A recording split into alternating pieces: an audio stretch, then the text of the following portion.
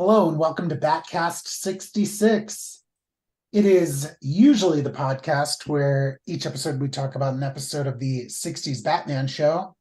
But for Batman Day, we're going to do something a little bit different. My name's Kendall. And I'm Scott. Scott, what are we doing today? Well, in honor of Batman Day, we decided to talk about some of our favorite Batman comics. We're not just a fan of the 66 Batman show. We've been reading comics for, oh my God, over 20 years, and Batman's one of those characters that goes between him and Spider-Man, which is my favorite superhero. And I thought, hey, we have a Batman podcast. There's a Batman Day. I have a comic book store. We should probably talk about Batman Day, do something for Batman Day. And this kind of made the most sense. Yeah, I'm excited to talk about it. I have some weird picks, I feel like. And I have some pretty pedestrian picks, I would say. Yeah, well, we'll cover the whole bat spectrum. Yeah, well, I mean, God, there's so much, right? How can we? Yeah, I mean, I barely scratched the surface of just how many Batman comics have been produced over, like, he's like 85 or something now. Like, he's over 80. He's pretty old. Yeah. And he's still doing this. Yeah, I don't know how. But I guess I'll start off if you don't mind. Yeah, go on ahead. I think my favorite Batman story is Batman the Long Halloween by Jeff Loeb and Tim Sale. I know that's a common enough pick, but like it tells a mystery over the course of a year in relation to holidays. So it starts on Halloween and ends on Halloween, which is why it's the Long Halloween. But it goes through Batman's like whole rogues gallery. It kind of served as the inspiration for like the Dark Knight. So it's got like it's Batman, Gordon, and Harvey Dent are trying to like solve the mystery. And by the end, Harvey Dent becomes Two-Face. I don't know. It's really good. It's really noir. And like the mystery, I think, is really compelling in it. I don't want to talk about it too much because I do. If you haven't read it, you should read it. And it has a couple of follow-ups. It's got Dark Victory and like Haunted Night. So if you do like it, there's more you can get. Yeah, I mean, I do love, and I'm glad you brought it up. Yeah. I do love those books. Yeah, so Tim Sale's art on its own is not something I would be into, but it really works for that story, I think. Yeah, it's so stylistic. I love it. Yeah. But I think if you just showed me the art, I probably wouldn't like it, but like it works really well in execution in tandem with the story on it. And the follow-ups are the other books that they did, like Dark Victory and stuff, are good. They're just not as strong, in my opinion. Yeah, I mean, this is such a good story. And I know Jeff Loeb is like a kind of contentious writer. Yeah, I am not usually a fan of things that he writes, but when he's on his A game, it's good. Well, I feel like didn't his like son die or something? Yeah, something tragic happened. Yeah, and I feel like after that he wasn't the same writer because he's done other things. He did that Superman Batman book that like wasn't perfect but was a lot of fun. Yeah, I remember that too. He also did like Superman for All Seasons. Like he's done good stuff. And then he did like Ultimates 3 and America, right? Yeah. Like Red, White, and Blue or something. Yeah. Yeah, I feel like this team has had a lot of like fun runs. Yeah, they did. Yeah, they also did Superman for All Seasons together too, which was really good. Did they do a Spider-Man book? Yeah. Oh yeah, they did all the Spider-Man Blue, Hulk Gray, Daredevil Yellow, Captain America White. The only one of those I've actually read is the Daredevil one. It was really good. Awesome. Yeah, I haven't read any of their Marvel stuff, but yeah, that's a great pick. Puts Calendar Man on the map.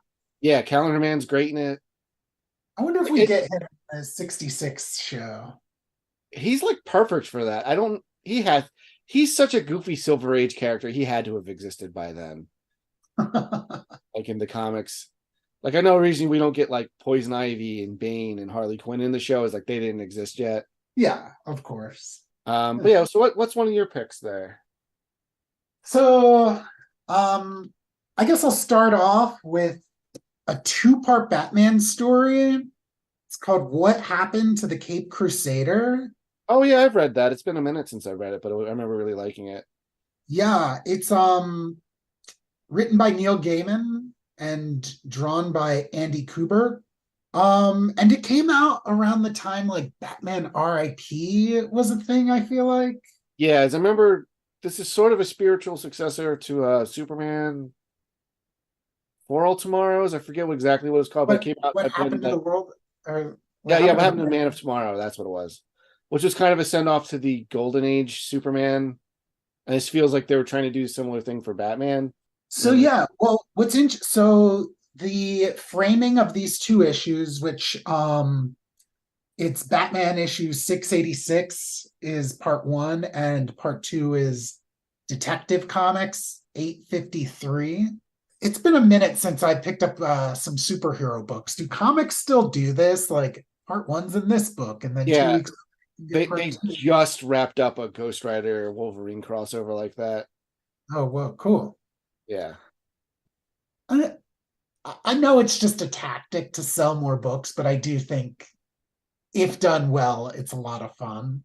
It can be. Generally, I do not like it, but that's no bearing on like the quality of the books you're talking about. This one made sense. It was also only two issues. I think they came out like a week after each other, if Yeah, I'm they remembering were right correctly. on top of each other. Yeah, and like So, they're just two Batman books. It's not like a crazy ask for you to oh yeah, buy the extra one. it's not like a event. It's Yeah, just a story, yeah, which is maybe what comics need. But anyway,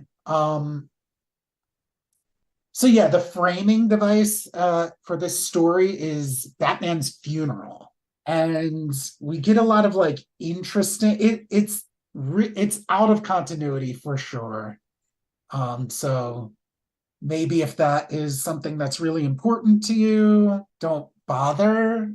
But yeah, it has Batman's extended cast all visiting him, saying their goodbyes to him at his funeral.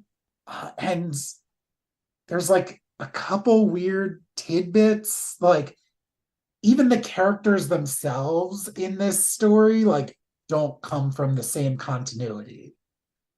Because it's not like just the Golden Age Batman or just the Silver Age or even just the Bronze Age. Like we have Barbara Gordon is very much in a wheelchair as she was, during that age of comics. But yeah, everyone has like a story to tell as they visit Batman, and it's usually just a page or two. One of the more interesting ones is Alfred's story, in which he reveals that he was the Joker the entire time. And like he just felt like Master Bruce needed a demon to focus his energy on. So he just kept dressing up as the Joker and going to commit crimes. It's pretty interesting. And they call out in the book like Alfred can't be the Joker. The Joker's right over there yeah, because he is. yeah. Um, It's kind of like every era of Batman is saying goodbye to the concept of the character. yes. Because I know that Alfred Joker thing like has always been a fan theory that like all of the villains are created by Alfred to give Batman something to do. You know? It's pretty funny. But yeah, I think it's a beautiful story, and I'm sure I bought Batman. I definitely bought Batman comics after this, but this was like the last time I was like, whoa, sick. Yeah, because that was because it was definitely after the IRP. So like that was like the end of the Grant Morrison run, which I didn't enjoy, but I think you were reading at the time, right? Yeah, I think I don't think I'm gonna talk about it here, but I do enjoy the Grant Morrison run, and I think Oh yeah. plenty is said about Yeah. It wasn't for me. Grant Morrison stuff for me is very hit or miss.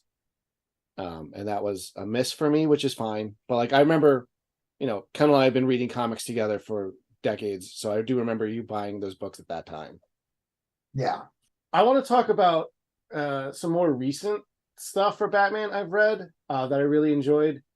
We just mentioned, Barbara Gordon being in a wheelchair. So they did a series of one shots for the villains, kind of inspired by Batman the Killing Joke. They called it Batman One Bad Day. Now each book was like a different creative team, and each focused on a different villain. So they're not all of the same quality, but it was a really kind of a cool thing. So like, it was what was it? It was a Riddler, Penguin, Two-Face, Mr. Freeze, Catwoman, Ra's al Ghul, Clayface, and Bane were all the different one shots.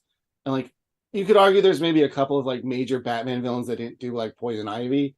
But, like, I don't know, it's kind of cool how they focused on Clayface and like just basically like all of their.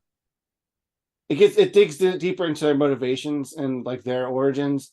Like Penguin's story is he's returning to Gotham after having been like ousted as the leader of like his criminal empire, and he has to kind of build, like, he starts off with one gun and one bullet and kind of has to like build himself back up, which includes a confrontation with Batman where he has to basically convince Batman, like, because crime's gone a lot higher since Penguin hasn't been there. And he's like, I kept all of these other elements under control.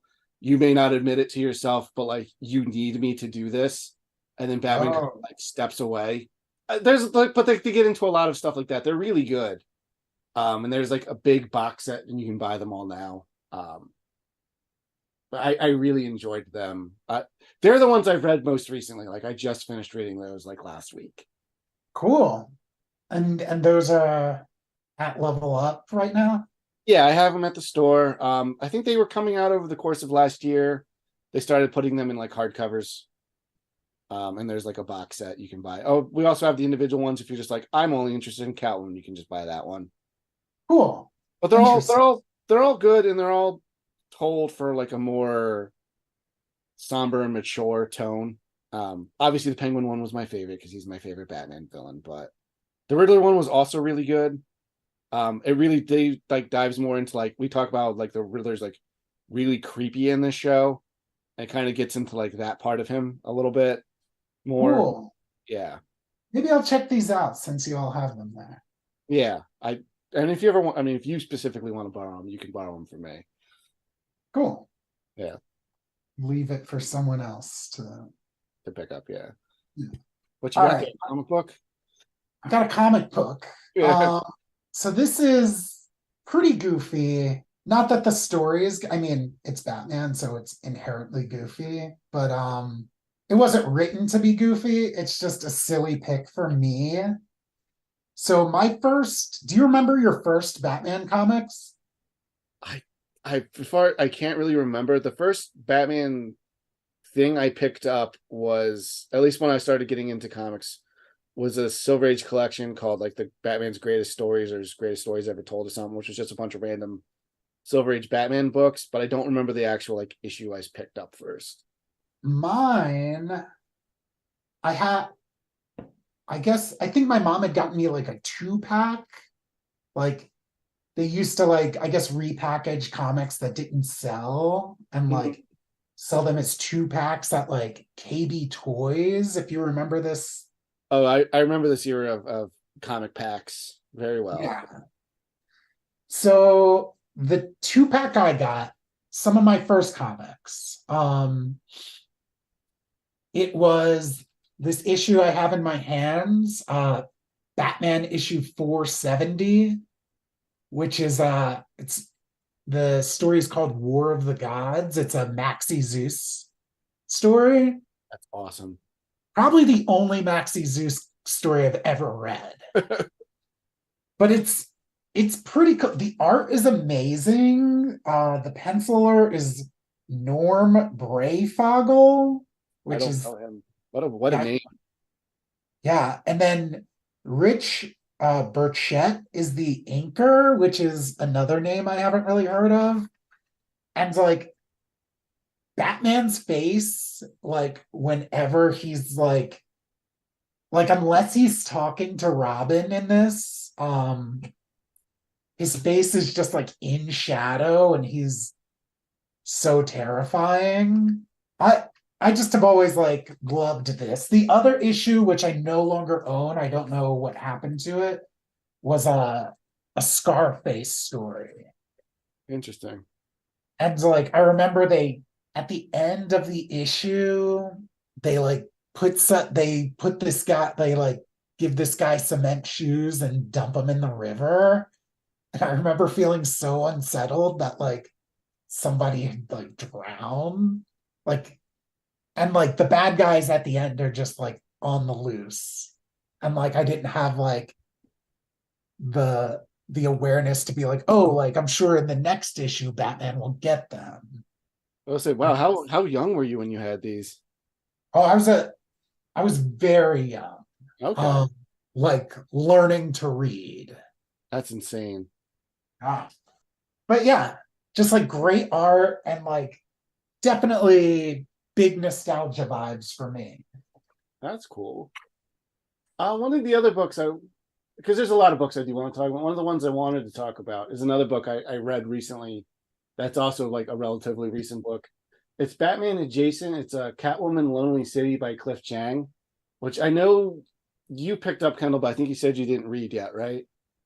Yeah, it's been just you know how it goes, comic readers. Yeah, I've got Some things just you don't have time. yeah, I'm years behind on my current issues, but the premise, so I don't want to get into it with spoilers yet. But first off, I love Cliff Chang's art. He's one of my favorite like artists working today. So good. So the Read premise is, yeah, the premise is it's like the future. Like Catwoman's an older lady. She just got out of jail she was arrested for having murdered Batman. Um, which it's not a spoiler. Like it's very clear early on that she didn't, but you don't know. Like they don't reveal to what actually happened until like later.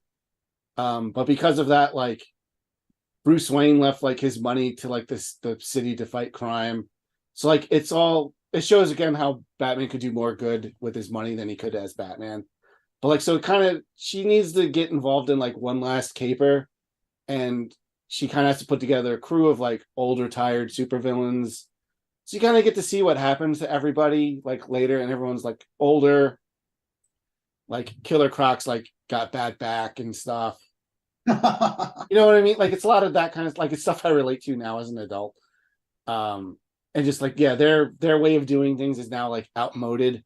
But I don't want to go into more detail than that because it is worth experiencing for yourself. And it's not a super long read. It was like 3 oversized issues long.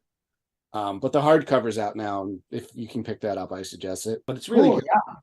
Another, I was to say, just because I didn't have a lot to say about that. Another recent hardcover I picked up, again, which is a recent book, came out was the Batman '89 comic, which is a follow up to the Batman '89 movie and Batman Returns. I picked it up because I love Joe Quinones' art. Like all of the actors or all the characters in it look like the actors and everything. And it's written by the guy who wrote the first Batman movie. It's really good. It follows up on like Harvey Dent, and like he's clearly Billy D. Williams in this. So, again, it's really good. And especially Kendall, I know you were a fan of the Batman '89 movie. Oh yeah, I love it. So if you haven't read this yet, it's definitely worth picking up. The Superman one's also really good, and they just solicited the sequel comics for it. So I'm looking forward to that. Yeah, I saw the sequel to the Batman '89 one that's gonna have Scarecrow, right? Yeah, it's gonna have Scarecrow because I think that was the next villain Tim Burton wanted to use, like back in Ooh. the day. Like I know they're following up on Two-Face in this because they had already set up like Billy D. Williams as Harvey Dent in the movies, and it also introduces Robin as well. But it's very different versions of both of them, and it's really good. Hell yeah. Yeah, I gotta get on reading the I remember when they were announced, I was like kind of excited and just never got around to picking them up. Well, part of the problem was like there kept being big delays between issues of the Batman book. So if you were picking it up as it was coming out, like it took forever. Yeah, not surprising. That's comics, baby. Yeah. All right. My next book is a mini series, and I'm not sure the exact year. Let's see. The first issue is cover dated January of 91. It was probably November of 1990 then. Because for some reason, DC and Marvel books, their published date on that is always 2 months in advance from their actual release. Interesting. Yeah, it's really weird. Everything else is like the right time. So it must be like some sort of ancient newsstand thing that they just kept up with. Probably. Maybe that's like tells people when to pull the issues and send them back.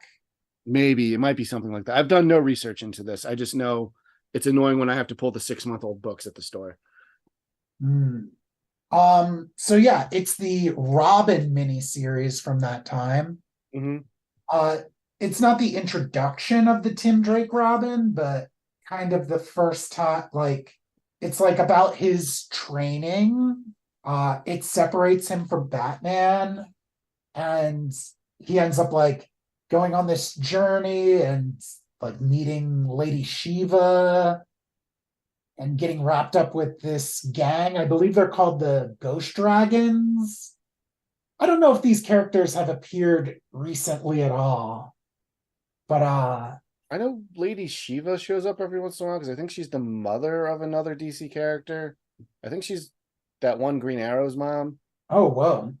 I think so. I could be mixing up my female assassins in DC. Yeah. Yeah, I don't really know. I know she was the one who kind of I don't think she debuted in this, but I more mean like the Ghost Dragon. So there were like the villains. There's like this dude King Snake who's this blonde white guy who's the master of martial arts Yeah. in East, which is silly. And yeah, it's about Batman or Robin, the Tim Drake Robin, kind of foiling their devices and kind of being deceived by Shiva. It's a lot of fun. It sets up another uh I guess more nostalgic based pick of me, which is this like I think it was a 3-part series called Shadowbox. It was another one of those like discount 3-pack books. And yeah, it's King Snake comes back and he wants to kill Tim Drake because when Lady Shiva killed like beat him up, she was like dressed in a Robin costume and he's crazy. I mean, it's probably some Lazarus Pit shit. I don't know. Yeah. I I don't know. The one thing about this is it's written by Chuck Dixon, who's a pretty problematic creator these days. Yeah. But yeah, this kind of kicks off like this basically the Tim Drake like expands on him as a character. And despite all his faults, Chuck Dixon was with the character for a long time, really fleshed him out and Yeah. made a character that people love today. He was probably the most complex Robin at the time. For sure. Like I know Dick became Nightwing and like became more of his own character after that in Teen Titans, but he wasn't Robin at that point. Like this guy's Tim Drake was still related to Batman. It's kind of sad, like since Jason Todd came back and like Damian became a thing, it feels like they never know what to do with Tim Drake. Yeah, they keep trying to like reinvent him. I know he was Red Robin for a little bit. I personally hated that. Yeah, I didn't like that either. And then he went back to being Robin, and there were just 2 Robins, and I think that was okay. But Yeah, and then like what's that guy's name? Bendis made him a character called Drake. yeah. I don't know. That, like I said, it feels like they don't know what to do with him. But like he is a fan favorite character, so they don't want to just get rid of him. Yeah, he's probably my favorite Robin. Yeah. Again, I'm way behind on my Bat. I haven't bought a Bat book since like Grant Morrison was writing. Yeah. I don't know if we've talked about it on Batcast just, but like I know at least the older I get, the less interested I am in picking up monthly like books from the big two.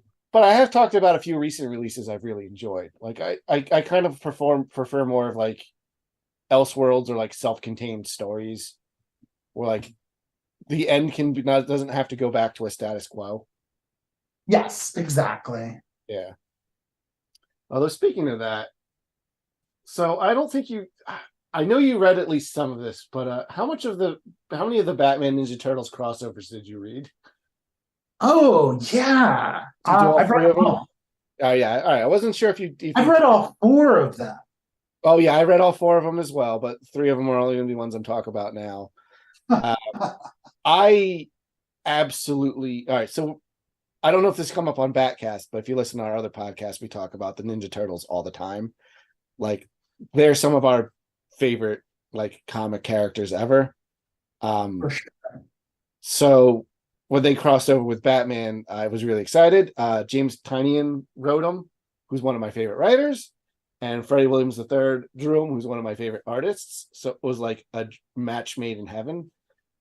They did 3 volumes together. The first one, after it was done, I think I said it was everything I could have wanted in a crossover between the two, where the turtles come to like the DC universe and get stuck in Gotham City. So they have to team up with Batman against some of his villains, and then because the Shredder's there, up to something.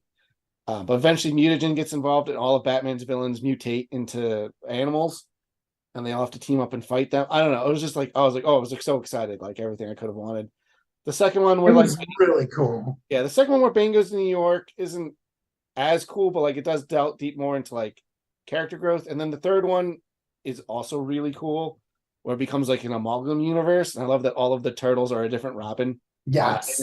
Yeah, but basically, yeah, they have to fight Krang, who's like merged the universes, so they have to team up with their original incarnations. So like Golden Age Batman, and then Kevin Eastman drawing the original Ninja Turtles like in black and white, like on the same page as all of these characters is really cool. They're really really fun, and they did put out an omnibus now, so you can get all three in one shot.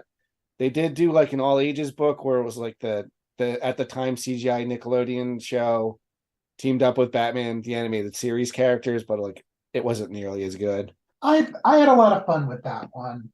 I had fun with all three of them. Yeah, Probably my least favorite one is part two. yeah, it's mine as well, but it's not terrible. Like we get to have Bebop and Rocksteady, so I'm happy. But yeah, Bane Yeah. taking over the foot in like the Ninja Turtles world isn't as interesting. Although they did have to team up with Shredder, which is kind of cool.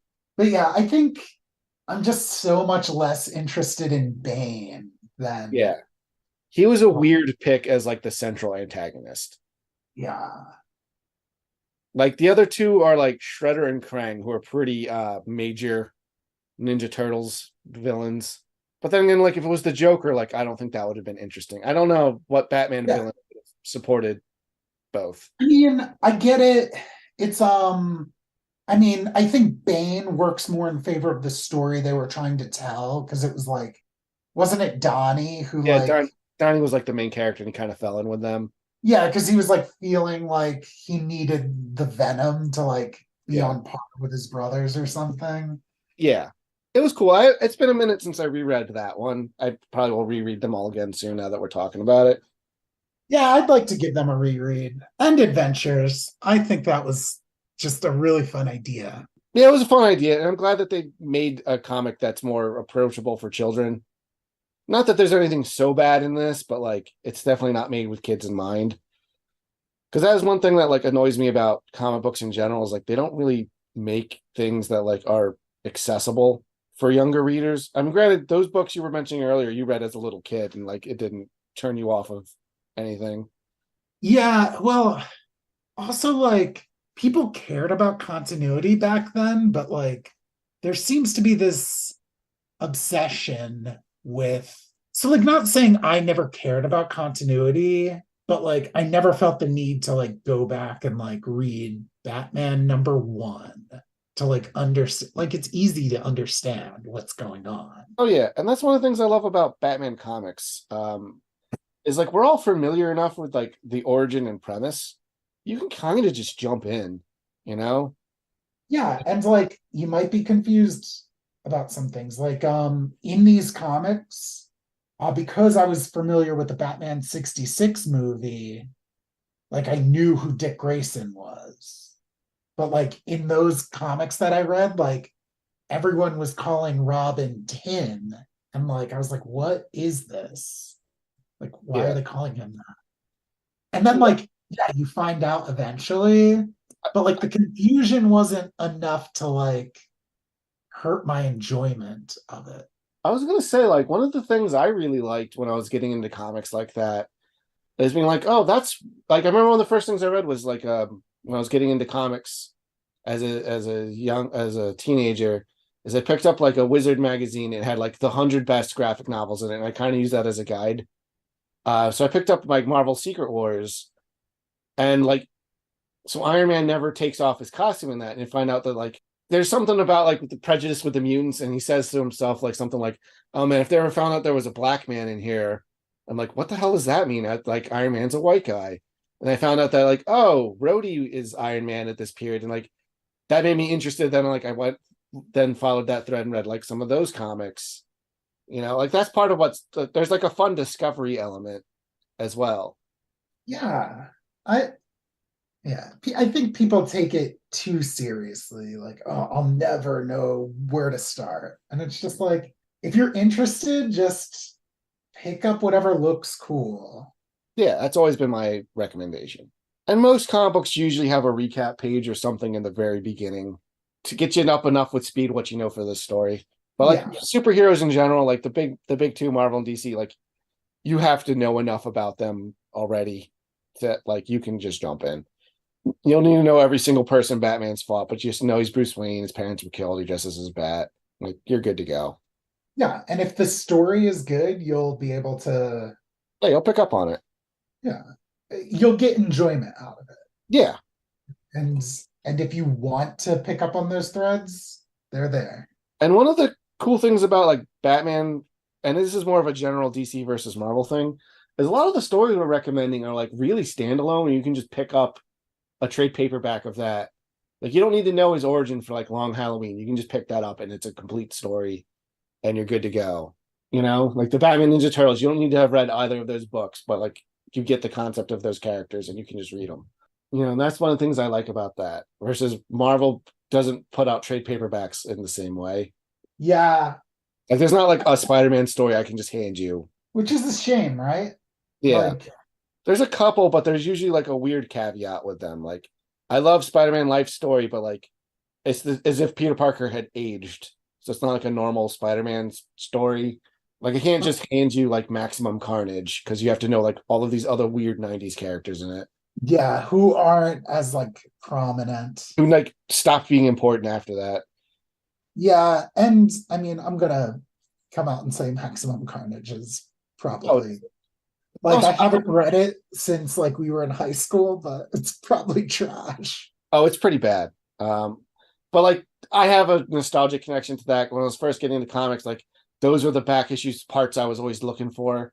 Because like, oh, this is part 4 or whatever, because it was like 12 parts throughout like 4 Spider-Man books. I was like, oh, neat. Like I can pick this one up. This is one of the things. It gave me something to look for. Yeah, no, it's definitely fun. Yeah. But the story's not very good. Most things from the 90s weren't, in my opinion. But anyway, we got a little off topic there. You got any other Bat books to recommend? I guess continuing down my Robin phase, it's again just a single issue, but We Are Robin issue 4, probably one of the most like beautiful looking Bat books ever. The art style might not be for everybody, but it's drawn by James Harvey, who I think I think he makes very interesting looking books. So there's like a lot going on. There's a lot of like collage, like digital collage going on. And it follows, so We Are Robin was this book that I thought was very interesting until this Owls there's some crossover that really Quarter took the Owls. piss out of it. See, It oh, was that's one of the books I would recommend for Batman. it was like some sort of sequel to Court of the Owls, and it Oh, was okay. all about like people with the mantle of Robin. So I feel like the book, like the crossover went through like Nightwing and the current Robin series, and then We Are Robin. Mm-hmm. We Are Robin, the initial premise was it was just a bunch of young kids who were inspired by Robin to like do something in their to kind of take a little bit of control of like the crime happening in their neighborhoods. like because Batman and Robin can't be everywhere, so they formed this like network, and they all used the code name Robin. But this issue follows a Robin named Rico, and just it's about her meeting Batgirl. Which one? I think this was. Oh yeah, it's definitely Barbara Gordon. It's like during the time where it was like a New 52. Was it the? She's like back to. Yeah, she's back to being walking. It's not the Batgirl Burnside era, is it? It is. It is that Okay. era. Yeah. Okay. So yeah, it's pretty cool. The series is a lot of fun and very interesting, but this one, it's the only issue James Harvey drew, and it just is really good looking and worth tracking down. Number 4, right? Number 4, if I were to sell my run of this, I would keep this book. Okay, that's cool. What do you got? Let's see. I've also got well, you're talking about Quarter Owls. So the beginning of the New 52 run on Batman, the Scott Snyder run is really, really good. And the first 2 trades are about the new villains, the Court of Owls, who kind of always had like they're a retcon, like they've kind of always been in the shadows in Gotham, and like they were responsible for like a lot of Batman's like unsolved cases. So he accidentally just stumbles on the conspiracy of them, but like they're really, really cool. And I remember at the time I was like, this is going to be one of those, like it felt special at the moment. I was like, this is one of those stories that whenever they do like a new interpretation of Batman, like as a cartoon or something, these characters will be in that. Like I mean, granted, they use them for a comedic take in like the Harley Quinn show, but yeah, they've kind of broken through into like general Batman like lexicon, or like the Batman zeitgeist for like recurring elements and characters. It's been a minute since I read them, but I don't know if it holds up. But I remember there's this one issue where like they have Batman captured like in like a maze or something, but like to read it, like you have to turn the book physically around, and like it kind of gets you into like how confused he is at the moment. I don't know, it was really cool. I really enjoyed it. One of the highlights of the New 52 era, which there's precious few. Yeah, I remember when it was coming out, like everyone was raving about it. But I was so anti New 52. Yeah. Like I thought it looked like 21st century like Image comics. There's a lot of elements that are accurate with that statement. Yeah, and by Image I mean like I even love early Image comics, but like Oof. just like why are we doing this? I mean, I get why they did it. They wanted to have a new, easy entry point for new readers. I just mean like that kind of style. Like Oh yeah, why? that's a different conversation. But Like it was very edgy. yeah, I think they were just trying to appeal to a new audience, and I think that's not what makes DC good. And it might have been because like they might have tried to have some parody with like the upcoming like Zack Snyder movies, which I also think were a terrible idea. Like what makes DC like fun to me is like there is an element of like corniness. But like if you lean It's into it, corny. yeah, you lean into it, like it's great. Like we have a whole podcast about how much we love the Adam West Batman show. So Yeah. So yeah, it's I don't know. It's a shame, but I'm happy to know like good things came out of that. oh yeah, there's a couple of books I really enjoyed from that time period, but we're talking about Batman. And I liked it for a really long time, and then I think I just needed to make cuts, and like if it wasn't a book I was in love with, I cut it, so I stopped getting it at a certain point. But there was no like, oh, this is where it got bad, you know? Yeah, I mean there's some things like I remember reading well anyway, I mean this is going on a tangent. Yeah. But like once I guess like got over it, Yeah. um there were some books like there's like this detective comics run. Detective Comics was really good. Yeah, that was James Tynion. Is that like when it was a team Yeah, with and like like Clayface. Yeah. yeah. Yeah, that was really good. I got really drunk and talked to James Tynion about that once. Hell yeah, sick. Yeah. Um, yeah. What is I feel like that owl stuff was going on forever. It it eventually crossed over into all of the Bat Family books for a little bit, which is annoying. I hate that in general.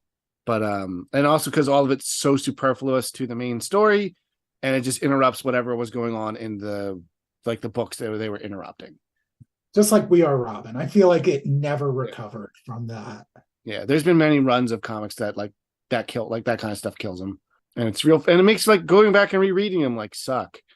There's like all of a sudden like I got into cable Deadpool way after the fact, and like every once in a while I have to deal with like all of these stupid Marvel events, and it's just like I was just doing its own thing, but now I have to deal with like Civil War, and now they fight each other, or getting into Peter David's X Factor way after the fact, like I did, because they're like so barely related to the X-Men, but occasionally Wolverine would have to show up and be like, me and Cyclops had a divorce, like, and they're like, okay, why are you telling us? Go away. And then they go back to their own books.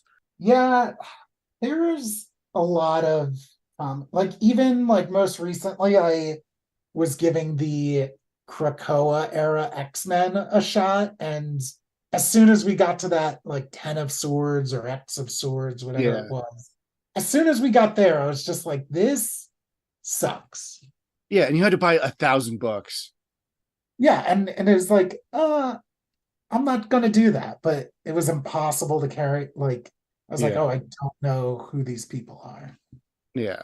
Like you literally had to buy every X Family book when that was coming out because part one was in one, part two was in another. And it stinks. I don't like that stuff, but that's a different podcast.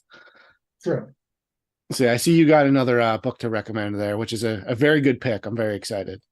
I kind of would like to go into this, like, give it its own episode.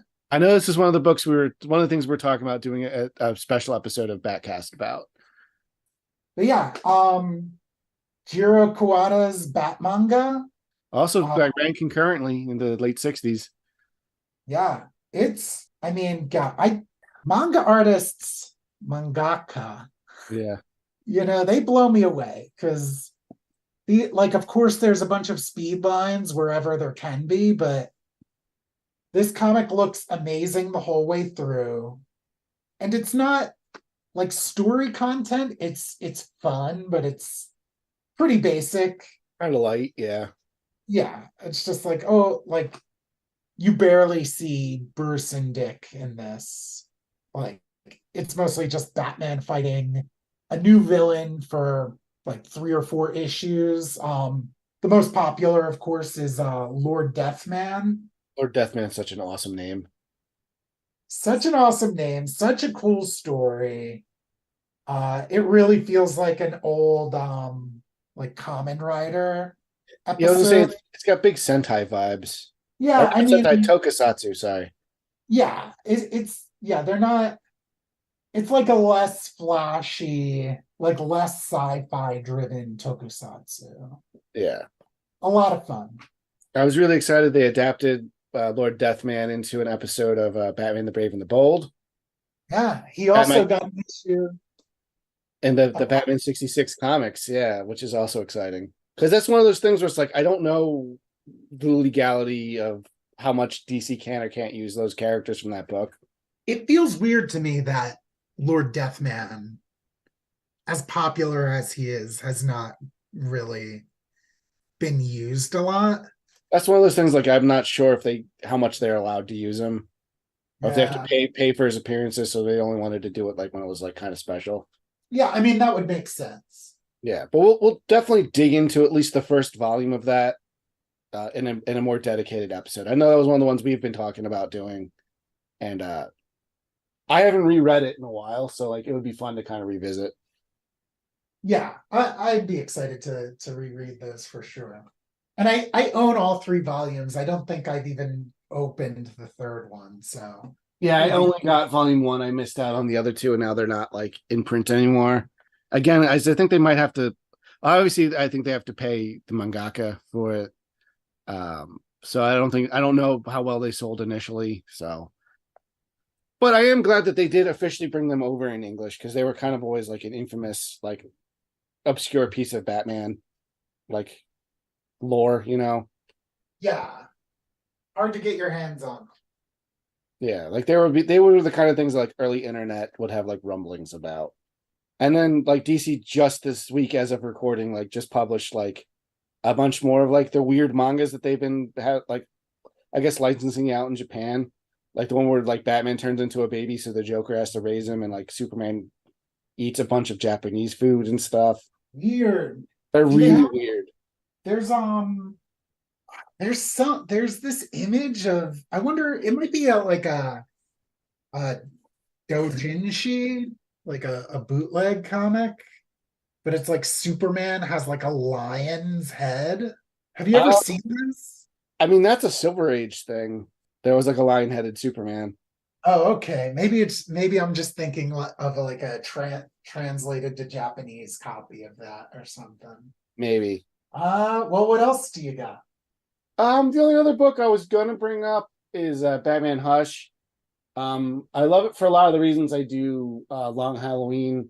Well, it's kind of like this longer, like overarching mystery. But it brought in like a lot of Batman's rogues gallery over the course of it. And it's drawn by Jim Lee and when he was at the top of his game. So it's like really, really like nice to look at. And it's just one of those like kind of quintessential Batman stories. Like it's one of those again, another one of those perfect ones where like I can kind of hand it to somebody no matter what level of like investment they've had into like comicdom and they will be able to enjoy it. Yeah, I think the only thing that might trip up a new reader is the little A clay little face. Yeah, it's a little twist there, but I think that even if you don't get it, like there's enough setup that you can like it might not have the same impact as if you've been reading Batman since the 80s, but I think you would I think it's still like appreciable on just about any reader. Yeah, I feel like the love for Hush maybe has diminished overall, but I I, can see that. I I like loved Hush. it at the time. I so And this is oh, go uh, ahead. so how I first got into Hush is a weird story. So my mom was a librarian, and at the time I went to some sort of librarian convention with her, and like DC Comics was there as like a publisher, and they just had like a shitload of issues of that. They just you could get for free. Cool. So I got them for free. And I was Nice. like, this is so awesome. Because yeah, I think they want because they want you to buy it for your library and stuff. So they had like samples and things. So I was like, this is really cool. And then I went and tracked down the missing issues I didn't have. And that was kind of about when I'd already started getting comics on the regular, but like that came out like about when we were in high school. So like that was when like I had to go pick up back issues and stuff for a story like that, you know? Yeah, so that I don't know if I had gotten into buying comics really Like because week I'd to week, started you know? super. Yeah. What's that? But like week to week. Yeah, I definitely wasn't doing that because I'd started with superhero comics very young. And then in like middle school, I moved to like manga pretty much exclusively. Mm-hmm. But Hush, I remember somebody in like my biology class, which is definitely like giving away our ages, but Yeah. someone in our biology class had the Poison Ivy like Superman issue, Yeah. and it yeah, we weren't enemies, but we weren't friends either. And I asked him, I was like, hey, can I read that? Because our biology teacher very much was uninterested in being a teacher and would just like give us study hall so he could like take a nap. Yeah, I read the whole issue in class and I was just like, whoa, like superhero comics are cool. Yeah. It Because, was cool. Yeah. I knew, and it was like all familiar characters. Like, it wasn't weird to me that Batman and Catwoman were kind of on the same side. I like got Poison Ivy's get like deal. Like she was familiar to me from the animated series. Yeah. It's like, of course, you know Superman. It was sick. And yeah, I think that's like a big reason I was like, maybe I'll try buying some comics again. Yeah. So then I know by the time senior year came around, like us and our friend group would go to comic stores every Wednesday. Yeah. We would each have our own books that we'd read, and then we would swap them with each other. So we all got to read even more books. Yeah. That was fun. Wednesdays were a lot of fun. Yeah, Wednesdays was our big day to hang out. I used to keep track on a calendar in my bedroom, like what books came out each day, so I knew which Oh, ones to awesome. buy because we didn't do like a pulse subscription or anything yet at the time. Yeah, we were just scooping them up as we saw them. Yeah, but I was like, "Ooh, It's I've funny, been." I think back to those days and Yeah, like my tastes now and like my tastes then. And I remember like looking at like books I currently enjoy and just being like, what is this? This looks weird yeah. and I think bad. about that era too. But like, I was really excited for all of those books, and like, yeah, it was one of those things where like I think about it on that time, and it was just different, and like my tastes have very much evolved since then. But there's still stuff from that time period that like maybe I wouldn't love right now if I read them for the first time, but like I have a weird nostalgic connection to, you know? Like, man, that was back when like Marvel events were like really ramping up with Bendis writing everything. Oh yeah. Ugh. Yeah. I Um, That's when I started getting really acquainted with extreme disappointment in events. it was just too many, too much all the time.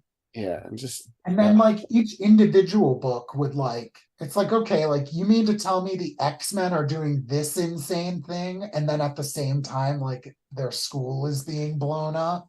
yeah. But Um, it was a different time, and I do think back on that time fondly. there's one more thing I want to bring up. Sure. I guess this is like a bonus one. This is definitely not a Batman book. Yeah. It's so it's an indie book called Nat Rat. Okay.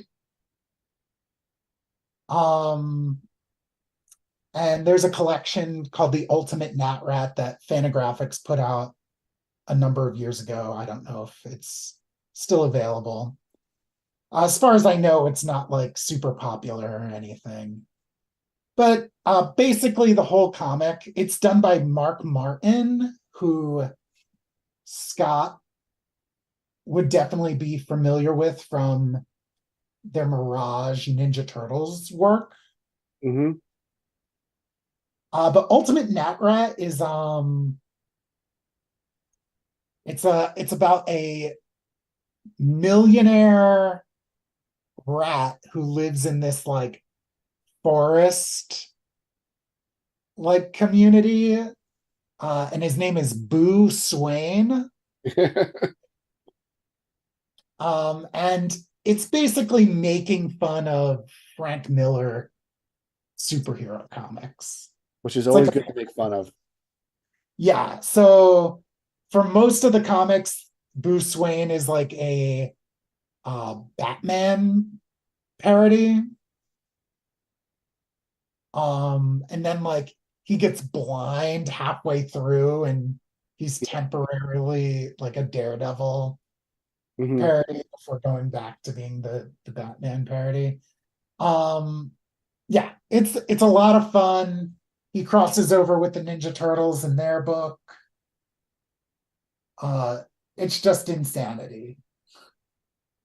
What else besides that crossover? What other Ninja Turtles stuff did he do at Mirage?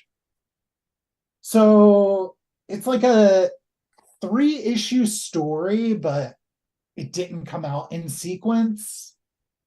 I forget the exact issue numbers. Let me Is see. it from like Tales or like back when it was doing like the guest artist era? It was the guest artist era. So he did Teenage Mutant Ninja Turtles issues 16, 22, and 23.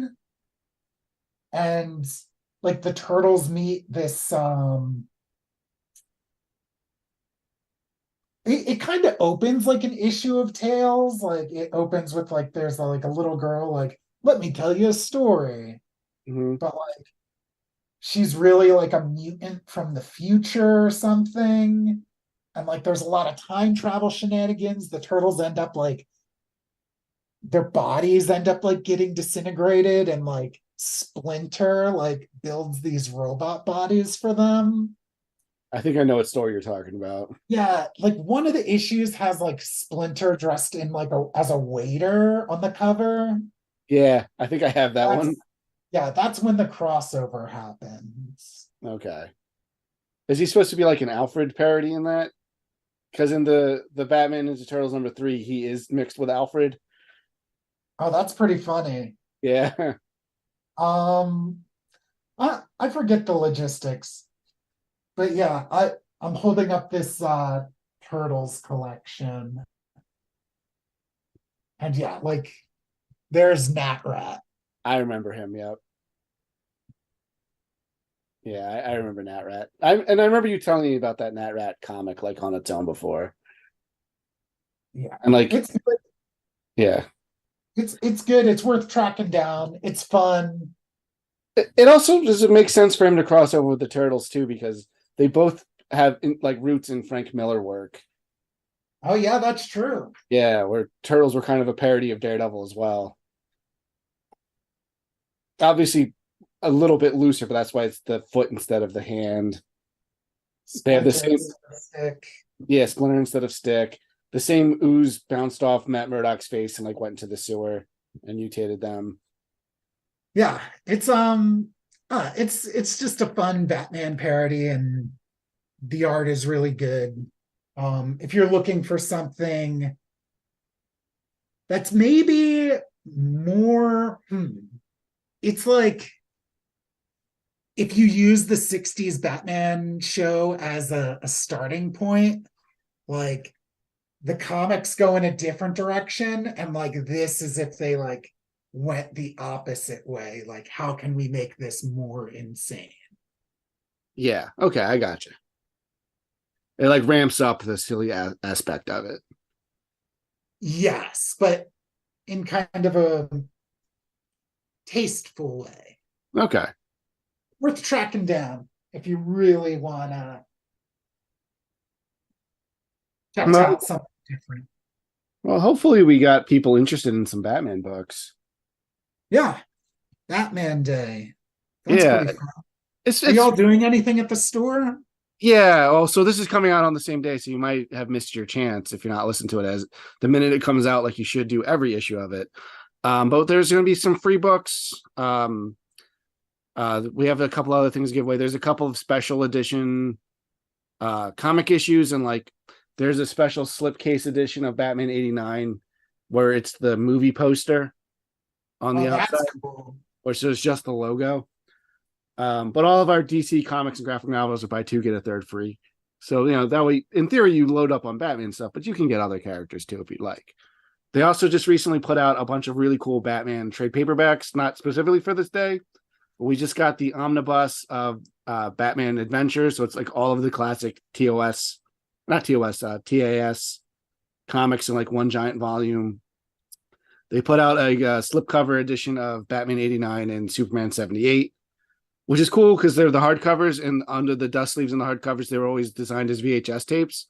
So the slip sleeve, like for the cover, is like a VHS like cassette tape like cover. Like it says, instead of home movies, it says like home comics on the side, and then like its hi-fi is like CMYK. It says it's printed. Like there's a lot of little elements like that make it really fun. That's really cool. But they're both really good, and it's a good way to buy both of them like right off the bat. But yeah, I there's a lot of fun might Batman. get that Batman Adventures. Yeah, it's really cool. It's also humongous. It's like 40 comics in one. That's really cool. Yeah. But yeah, so hopefully listen to this early enough in the day that you can still take advantage of this. Either, and I'm sure whatever local comic store you have will probably have something going on. At least have the books that are giveaways. There's also a hollow foil like reprint of the first issue of Jim Lee's Hush, so like you can buy that as well. That's also like a Batman Day exclusive thing. I don't think it's Batman Day like printed in general, but they're just like they're doing a new printing of Batman #1 facsimile edition. We'll have that as well. So it's like a reprint of Batman #1, but including the ads. Oh, cool. Yeah, the facsimile editions are neat.